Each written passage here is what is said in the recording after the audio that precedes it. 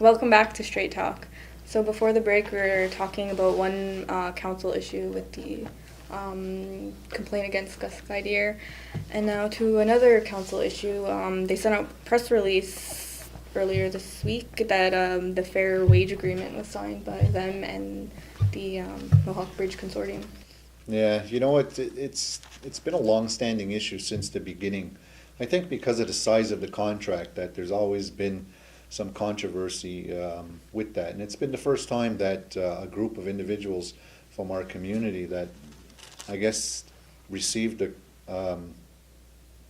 contract that big, or to do a job that big, that would cost that much money, and I guess with that there's also comes a lot of jealousy too sometimes.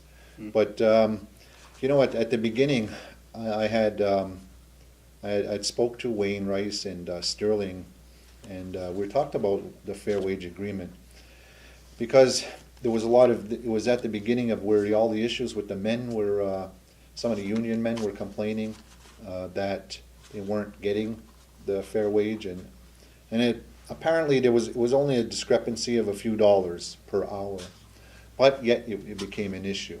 Some guys left, and some guys, But with them, the way they break it down and the way the men broke it down was a little bit different. Then they got the union involved, and they wanted then they wanted more component of it. NBC's point at the time was that we hired you at this rate, you agreed to it, you came work, and then now you want more money. It's not that we're not giving you money, but this is the circumstances, and I don't want to go into all the circumstances of it. But there was already a fair wage agreement that was signed prior to that, and that's what they were going by. So before the work started? Yeah, there was a fair wage agreement that was already signed with NBC, with Transport Quebec, and with the Mohawk Council prior to, and that's what they were paying, that fair wage agreement that they agreed to. So I guess maybe it wasn't in line with what the scales were, and there was some concerns about that, but as an owner or a contractor saying that we signed a fair wage agreement and we're paying that. We're not going to give you more than what we signed, and we all agreed on that.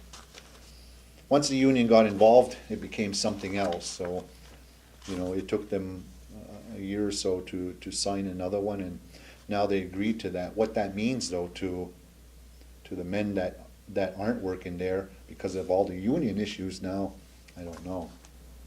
Mm-hmm. For me, I had the impression, again, without knowing too much about it, was that the union, of its own volition, decided to insert itself into the process. Well, they were requested by the men that were there at the time. I think that it was always a hands-off approach that the union had taken over the years. But if they get complaints from their men, they have to look into it. That's their job to do. They have to look into it, and it has to go. I mean, this went to Washington. It went international, and they're still trying to deal with that. And however that's going to come out, it's going to come out. I mean, I have my opinion on both sides of that, but I guess it'll be a wait and see again to see because we haven't heard anything. And I put out that call to a few guys, union guys that were in opposition of this, and I was still waiting for them to get back to me to come on either this show or on the record, and I'm still waiting. So, I don't know. The invitation is still open though. And yet, some of the community meetings, you would think, well, was it about membership or was it? But it's about this kind of stuff. It was the issue of the bridge and the union and the guys, and it has been volatile at times. You know what it is, and it started to become street justice after a while, and that's never a good thing. But it's the union issue, it's the jurisdictional issue, it's the money issue, it's the accreditation issues now. There's so many things that are involved in there. It's hard to decipher what's there. Now NBC is saying that they're not saying too much about it. I'm still waiting for, you know, a few of the guys from the union to come on, and what's their side of this? What is NBC telling us or not telling us, opposed to what the union is saying? I don't know. I'm sure that somebody knows, because they've been dealing with this, like the Mohawk Council and them, but, you know, they're not publicly coming out and saying it unless a few guys go to the meetings and voice their opinions there, so. Yeah, I mean, I talked to, well, it's interesting, some of the, like Keith Mayo, for one, former councillor,